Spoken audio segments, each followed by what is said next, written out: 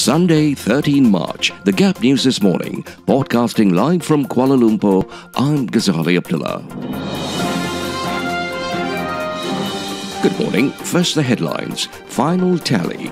BN40, PH12, PN3 and Muda 1. 76 COVID-19 deaths, 32,800 new cases. Postmortem on electrocuted couple to ascertain actual cause of death. Cameron Farmers Group warns of rising veggie prices due to Ukraine conflict.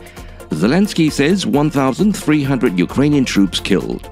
And Farah Ann retires from gymnastics. And now the news in full. Barisan Nasional secured 40 seats for a two-thirds majority in the 56-member Johor State Assembly in the state elections, which concluded Saturday after nearly 2 weeks of campaigning. The final tally is Barisan Nasional 40, Pakatan Harapan 12, Perikatan Nasional 3 and Muda 1.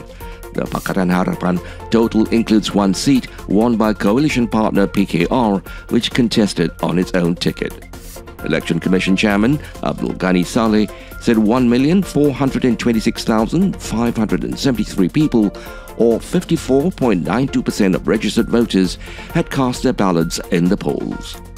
According to the Health Ministry's GitHub database Friday, there were 32,800 new COVID cases, comprising 32,259 local cases and 541 imported cases. There were 2,135 hospital admissions involving COVID-19 cases, the Health Ministry said. Of this, 1,302 cases were in categories 1 and 2, while 833 were in categories 3, 4 and 5. Selangor had the highest number of admissions with 311, followed by Perak 249 and Johor 225. As of midnight, there were 322,700 active cases, with 8,858 people hospitalized. Of this, 380 were in intensive care units, 231 of whom required respiratory assistance. There were also 24,444 recoveries recorded. The total number of COVID-19 cases recorded in Malaysia stands at 3,774,786. Malaysia's COVID-19 infectivity rate, R0, stood at 1.03. A post-mortem would be carried out on a couple who were believed to have been electrocuted here on Thursday to ascertain the actual cause of death. Cameron Highlands Police Chief Shamsuri Muhammad Noor said the autopsy would be conducted at Hospital Sultan Haja Kalsum in Tanah Rata, and the results would be out soon. We are expecting to obtain the findings of the post-mortem on both bodies. After completing the procedure, the two bodies would be handed over to the next of kin, he said when contacted by Bernama. It was reported that the couple were found dead in the bathroom of their house in Taman Puncak Tringkap in Cameron Highlands. The couple's 3 children, aged 2 to 10, who were in the house during the incident, were unhurt. Shamsuri said the family members of the couple from Penang and Sarawak had been informed on how to manage the children's custody. Malaysians have been forewarned to expect prices of vegetables to soar again on top of the rising prices of petrol due largely to the Russo-Ukrainian war. Cameron Highlands Vegetable Farmers Organisation President Datuk Chai Kok Lim told the Vibes that several reasons contributed to sky-high prices.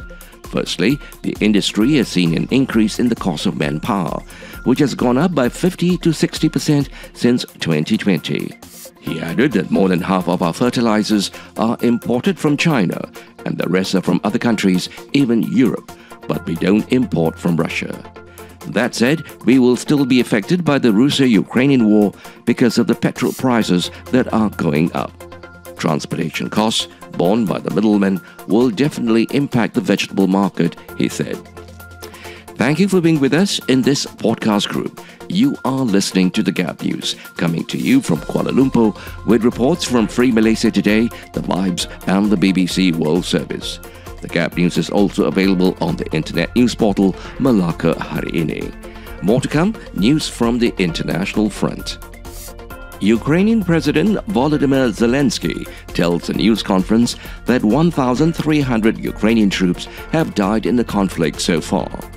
He says that around 500 to 600 Russian troops surrendered to Ukrainian forces on Friday, but the BBC cannot verify his claims. A convoy of women and children being evacuated from a village outside Kiev is attacked, killing 7 people. A military airfield south of Kiev is hit by missiles, as reports suggest the bulk of Russian forces are just 25 kilometers from the city. French President Emmanuel Macron and German Chancellor Olaf Scholz urge Russian President Vladimir Putin to agree to a ceasefire. People in the city of Mariupol are said to be enduring freezing temperatures with no power and little food and water. In Mariupol, in the southeast of the country, Moscow forces have made further gains, capturing the eastern outskirts of the port city. Ukrainian officials have also confirmed that their forces have left the small nearby city of Volnovakha, which they say has been completely destroyed. But in the occupied city of Melitopol, Russian troops have faced a huge protest from residents against the abduction of Mayor Ivan Fedorov. President Zelensky called his kidnapping a war crime.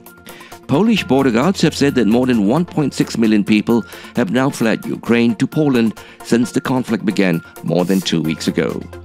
Meanwhile, French President Emmanuel Macron has said that Vladimir Putin did not show any willingness to end the war in Ukraine during a 75-minute phone call between the French, German and Russian leaders. And Russia's deputy foreign minister has warned the West that arms convoys delivering weapons to Ukrainian forces could become legitimate targets for Moscow's troops. And now for some sports news. National artistic gymnast Farah Ann has decided to leave the world of competitive gymnastics. In a Facebook post Saturday, she said she was finally ready to leave competitive gymnastics after 25 years. She said she may be retiring as an athlete, but she would always continue to be involved in the world of sports.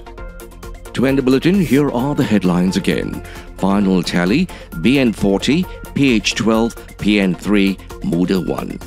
76 COVID-19 deaths, 32,800 new cases. Postmortem on electrocuted couple to ascertain actual cause of death. Cameron Farmers Group warns of rising veggie prices due to Ukraine conflict. Zelensky says 1,300 Ukrainian troops killed. And Farah Ann retires from gymnastics. This has been the Gap News this morning, Sunday, 13 March, with reports from Free Malaysia Today, The Vibes and the BBC World Service. The Gap News is also available on the internet news portal Melaka Hari Ini. We hope you found the bulletin informative. We certainly welcome hearing from you. If you do have the opportunity, please do write in. We would certainly love to hear from you. Broadcasting live from Kuala Lumpur, I'm Ghazali Abdullah.